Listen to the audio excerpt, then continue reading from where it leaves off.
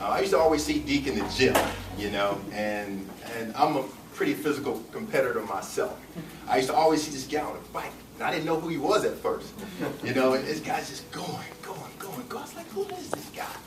You know, and I was like, that's Deke, you know what I mean? And I introduced myself to him, and he's a great guy to know, very approachable, very engaging, and I'm glad he took the opportunity to come here and speak with us, so thank you for that, Deke.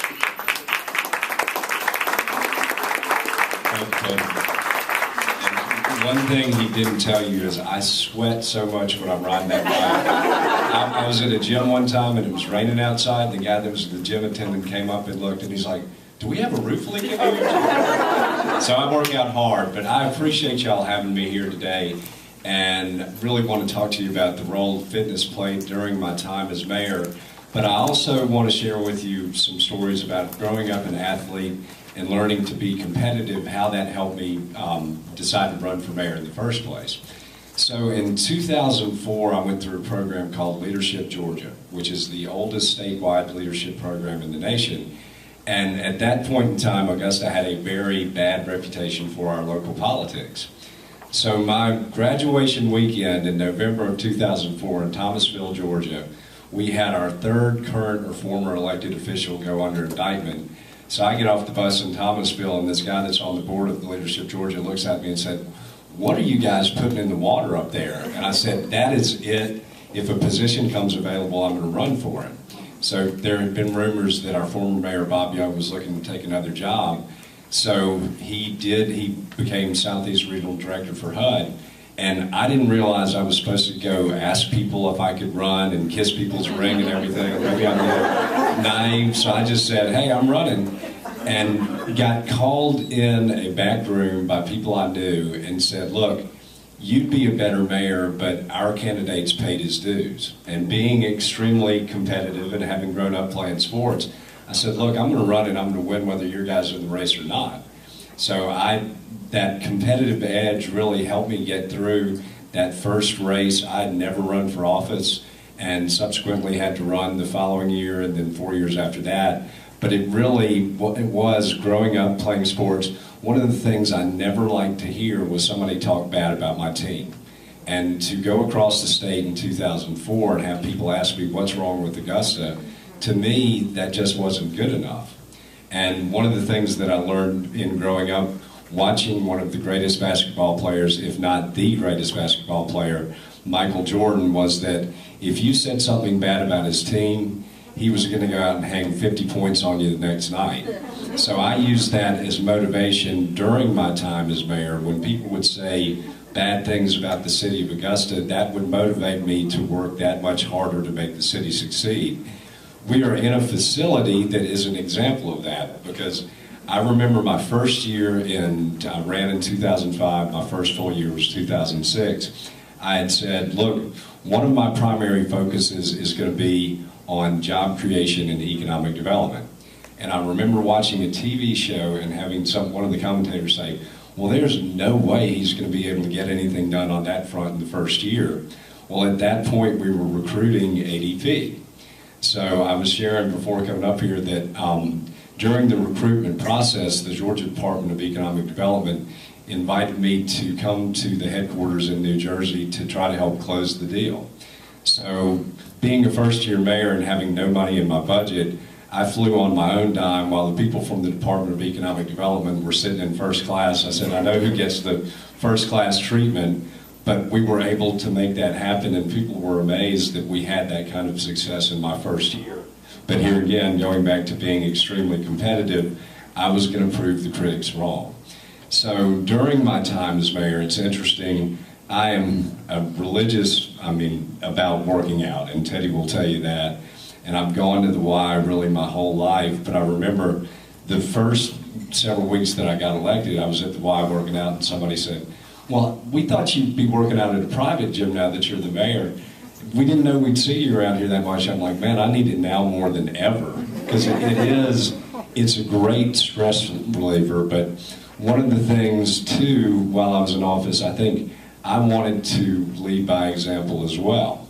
And so in doing several of the events that I did while I was mayor, I will share with you, I've done the Augusta Half Ironman 4 times now, and have come down on my time every year. But the way that I did that first time, I did not do it the first year that we had it here. And talk about, you know, an inspirational event that builds a healthier city. It is the largest Ironman event in the world, and it's the Ironman organization's favorite event in the world. They will tell you, we're looking to get a full Ironman, but they love to come to Augusta because our city welcomes them in. And, you know, $4 million annual economic impact, but the first year they had it, they invited me to come down and, you know, thank everybody for coming. So I got on the stage, and once again, being competitive, I see all these people finishing the race. I said, look, I just want to tell y'all, you're making me feel lazy, and next year I'm in. Because I figured if I said it from the stage, then I had to do it. Which I did. But just to be out there and run through the streets of your city and have people from all over the world tell you how much they love Augusta, I mean, it did my heart good, so I've continued to do the race. But one of the great things, and in trying to lead by example, okay, but in trying to lead by example, I've had so many people that have told me since the first time I did that race, you inspired me to do it. And so that was part of the point, was to get people, if the mayor can block off time in the work-life balance to train for a half Ironman, I think it inspired a lot of other people to say, if with his schedule, if he can do that, so can I. One of the things I love about it too, though, is people think it's an individual event.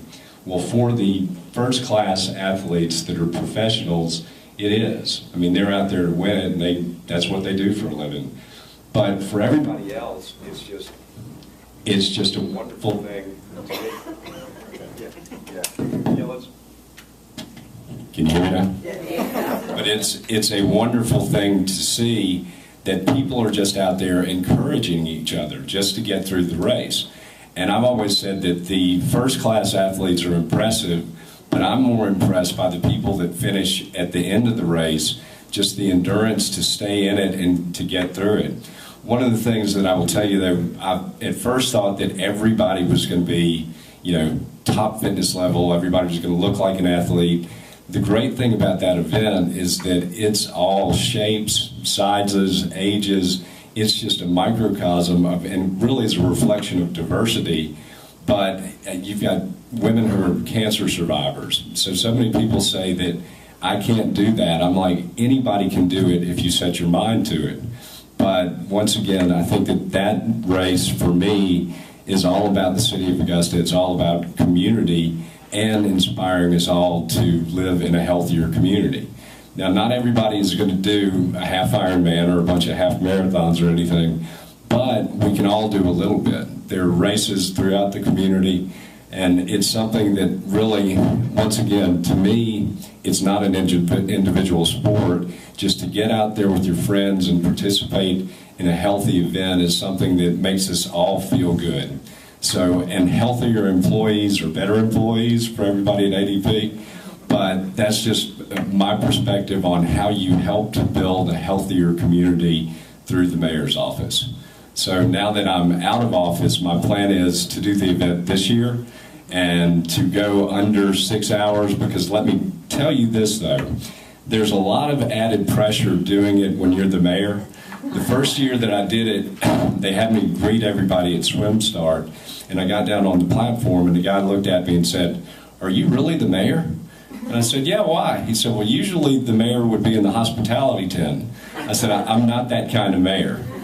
But it does slow you, but if you're the mayor, there is not finishing is not an option.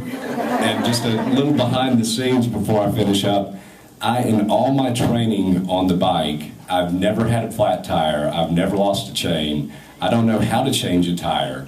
So every time on the 56-mile bike course, I'm sitting there going, "Please Lord, no flat, please Lord, no flat." But even to the point though that this year, because I've gotten close to the Ironman folks, on my bib they put Mayor Deke. And I'm like, really? I don't want to draw attention to myself and you're putting Mayor Deke on my bib?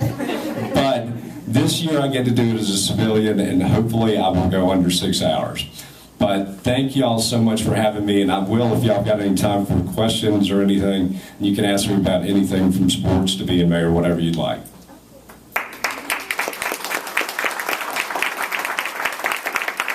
Yes, sir. Deke, I know that the current mayor maybe talked a little bit about perhaps changing the platform or the city government. Mm-hmm. So your thoughts on whether or not it's time for a change, or would that just deter progress? That's a difficult question. So 97% of municipal governments nationwide are either strong mayor or strong manager. We're in the 3% of other. So we definitely need to move towards a more centralized form of government. How you do that under the mayor, under the administrator or manager, I'm not exactly sure. It doesn't seem like the commission reacted well to that proposal. But it seems to me that within the elected officials, there's now a dialogue saying, okay, we understand after consolidation was in 1996, so 20 some odd years later, we probably should take a look at this. But personally, I had always advocated for a stronger role for the manager, because in a city, in an organization that has 2,700 employees and $162 million general fund budget, I think the day-to-day operations should be run by somebody that's trained to run a municipal government. Come on, y'all have to have some more questions. Yes, ma'am. I have a personal one. Okay. I've seen that you had graduated with a political science degree. Mm-hmm. My worst subjects in college. I was math. So, and now you have a consulting company. What type of company do you do consulting for, and why are you no longer in politics? Or do you have any desire to go back into it? Those are great questions. With regards to politics, one of the things, I never thought I'd use my political science degree, because in majoring in political science, I felt like, gosh, the only thing that's going to change the system is a revolution. But me running for mayor was my own little experiment in democracy. I figured if you run on vision, you never go negative, that's the type of person that I would want to vote for. So in 3 elections, I won with an average of 64% of the vote. I'm happily independent, and what concerns me about going for higher office is if you start taking the party money, can you really be your own person? In 2010, I asked people to give money to local charity and not my campaign, because we were at the height of the recession, and I felt like local nonprofits could use it more than my campaign could. But the flip side of that was nobody, could come to me and say, you remember that big campaign contribution you made to me. So that's I would never say never, but for right now, I'm happy doing what I'm doing. And people say, what can you consult on? After, a successful career in real estate, running a nonprofit, serving on the boards of 15 other nonprofits, being mayor for 9 years, I'm like, other than law and insurance, I can consult businesses and local governments on a lot of different things. But one of the things that I'd really like to do with local businesses, probably I will not consult with our local government. I just don't see them wanting me to do that. But I was sharing with Teddy, the community engagement and outreach piece, I think I've seen in 9 years a lot of businesses really need that. And I was once again sharing with Teddy that I spoke to the Augusta West Rotary last Thursday, and I referenced ADP. And at the end of it, the guy said, well, tell me about ADP. I'm like, well, they came here in 2006 and they employ about 1,000 people, but it's amazing to me that so many people don't know about ADP. But businesses, I'll give you an example, Potash is a great manufacturing company that's here, and so often we forget that we have a strong manufacturing base. 2 years ago, they came to me and they called me out there, gave me the tour, and I was aware of the company. But they said, we employ this many people, we have this as an annual economic impact, and we give away $600,000 a year in charitable donations, and nobody knows we're out here.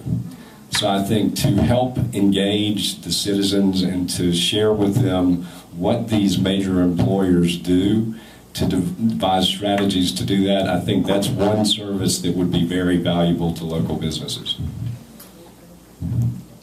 Yes, ma'am. So what was your key to being able to get things done with a group of people that just don't get along? You know,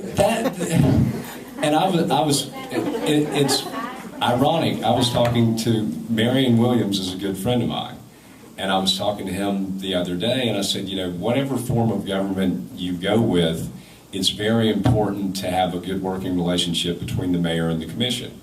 And I've shared with people, one thing I can say is they might not have always liked my decisions, but they respected me and they trusted me. And so given the form of government we've got, it took a lot of work to build consensus, but I've put in the time to do that. And to have those trusting relationships, I mean, it makes it a much more cumbersome process, but it's also, it makes you feel good when you've done the work and built the relationships and are able to get those things done. And I'll tell you, you know, it's not always like what you see in the media. I mean, they do get along. It's funny, it's easier when they get off site, they get along much better than they do in the commission chambers. I think we might need an exorcism or something. Any more questions? Thank y'all so much.